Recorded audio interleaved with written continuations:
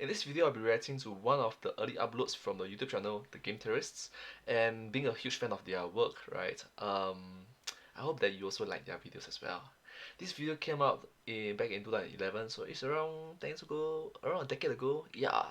Having said that and done, please consider liking, sharing, and subscribing to my channel, and comment down below if you have anything to share with us. Thank you. Yeah, comment down below. Let's start. Ditch Mr. Bubbles and bring your little sister, because this week is going to be BioShocking. Oh, Matt Pat's hair is just, oh gosh.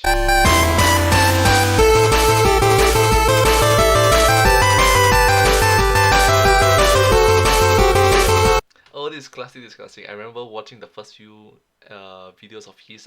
I watched this intro.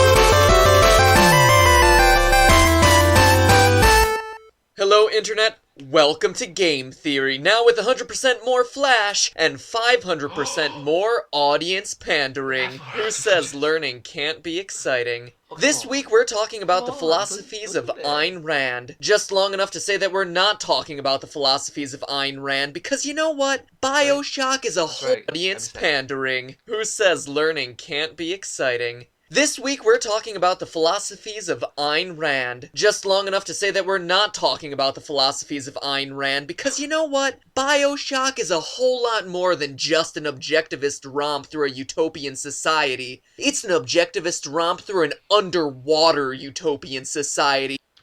What? Which, as we all know, increases its coolness by a factor of 23. But could we really build an underwater, self-sufficient city like the developers depict in BioShock? This week we're looking at the science involved, from handling water pressure in undersea forests to Peer pressure.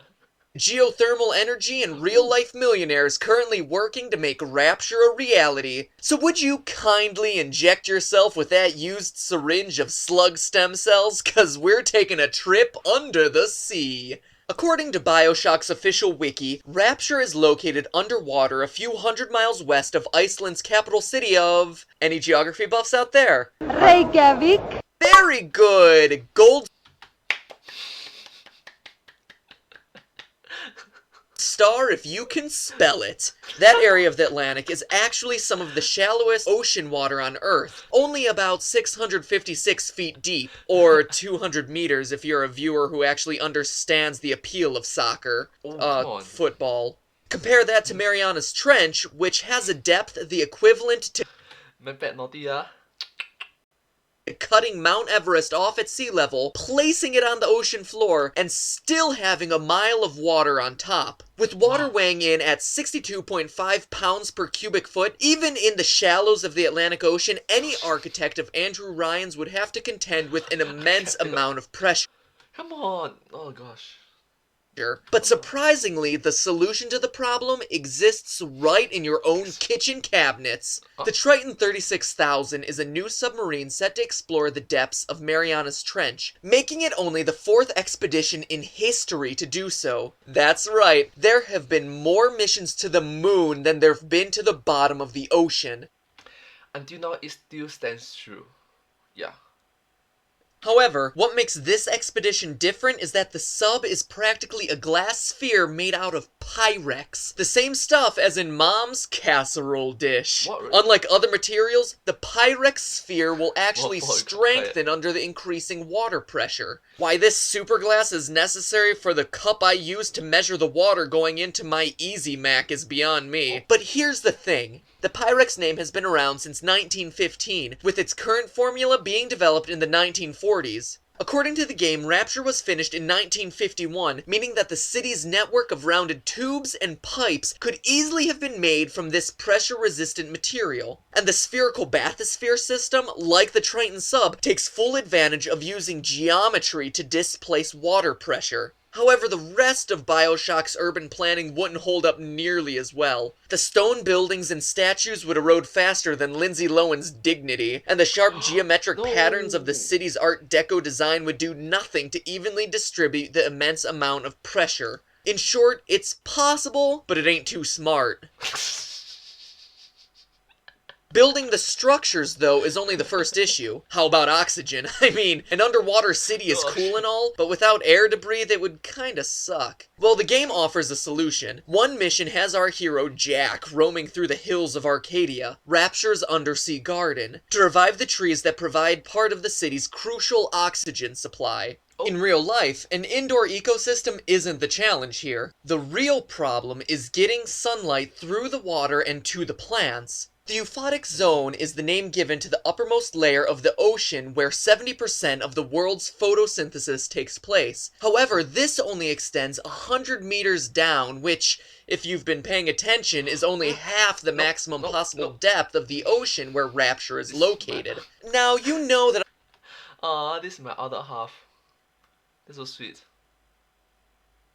world's photosynthesis takes place. However, this only extends not enough 100 will be meters able to down, which, to it. if you've been This paying is how attention, is only half the maximum possible depth of the ocean where this is my Rapture other is half. located. Now, you know that I'm not one to take the easy way out. I mean, I practically illustrate every fifth word of my scripts. But here, I think it's accurate to say that Arcadia is simply located in the top of one of Rapture's tallest buildings. Because think about it, 300 or so feet up by building standards isn't that high to begin with, especially for a city modeled after New York. Look, I had an explanation already with light bulbs being able to recreate sunlight's natural wavelength, but if you see here, this area of the game is lit entirely by what's streaming in through the glass ceiling, meaning that this part of Rapture must be in the euphotic zone. So that's growing the garden, but what about the oxygen itself? Well, the plants are a nice touch, but like a degree in classical languages, they're pretty useless. You see, oxygen is easily produced from the electrolysis of water, which for Rapture, there's never a shortage of. Basically run an electrical current through the liquid and have it separate into hydrogen and oxygen. It's a process that's existed since 1800, and submarines have been doing it for years, so there's no doubt that Rapture could have easily incorporated it. No, the bigger issue is the removal of the waste carbon dioxide we breathe out. And sure, trees would make a little difference, but what's really necessary is a CO2 scrubber, a device which absorbs carbon dioxide out of the air so it can literally be thrown away like waste. Is that... Wow. A process that dates back to before 1878. It's an easy solution, making underwater living that much more enjoyable. So we have our buildings and we have our air supply. All we really need now is the power. The 8th level of BioShock brings Jack to Hephaestus, the fiery furnace, a plant that uses the Earth's geothermal energy to produce the bulk of Rapture's electricity. And here is where the developers over at 2K show their brilliance. Because on land, utilize... That's so cute. This cat is just in midair. Harbor Kitten looking for permission to land. Utilizing the natural heat of Earth's molten interior poses multiple problems, including transporting it all the way to the surface, and the fact that it's very location-specific, meaning that you have to be around a convergence of two tectonic plates to harness the heat available in Earth's lower layers. But Rapture being on the seafloor eliminates the first problem altogether because you've already gotten rid of hundreds of feet of piping. As for the second, remember what I said a couple minutes ago about Rapture's location? Reykjavik. Iceland exists on the mid-Atlantic ridge and on a geological hotspot. What this means is that the country is loaded with geysers and volcanoes. As a result, over 50% of Iceland's total energy consumption comes from geothermal sources.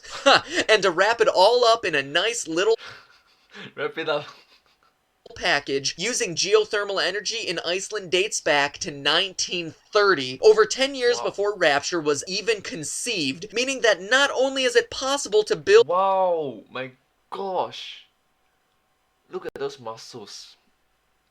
The abs. the city today, unbelievably, all the technology for an underwater city existed by the time Andrew Ryan started his plans in the 1940s.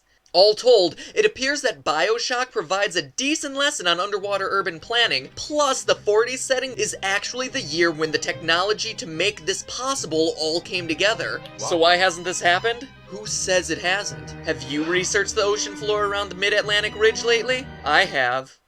And my research didn't turn up anything. Still, the idea of oceanic living is catching on. Underwater restaurants, a secret underwater hotel planned off a private island in Fiji, a $1.5 billion underwater complex in Dubai, but most bio-shockingly of all, in 2008, a group of millionaires, including the founder of PayPal, started the Seasteading Institute, an organization dedicated to making independent floating ocean nations. Okay, so they're not underwater, but stick with me here, cause this is a biggie. They want these floating independent nations to run on libertarian principles. Laissez-faire, hands-off, each man entitled to the sweat of his brow. In other words, Andrew Ryan's, and yes, Ayn Rand's philosophy. Okay, so we didn't get through the whole episode without mentioning her again, sorry. The first test of this is set to happen near the San Francisco Bay sometime coming soon, so keep an eye out for that.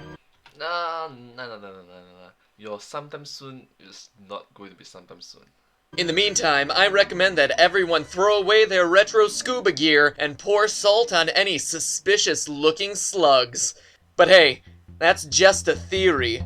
A game theory. Thanks for watching! Somewhere beyond the sea, somewhere waiting for me. Nice. My lover stands on golden sands and watches the ships that go sailing. Somewhere beyond the sea, she's there watching for me. If I could fly like birds on high, then straight to her arms I'd go sailing. It's far beyond the stars. It's near beyond the moon. What else of this is actually this sign? You know.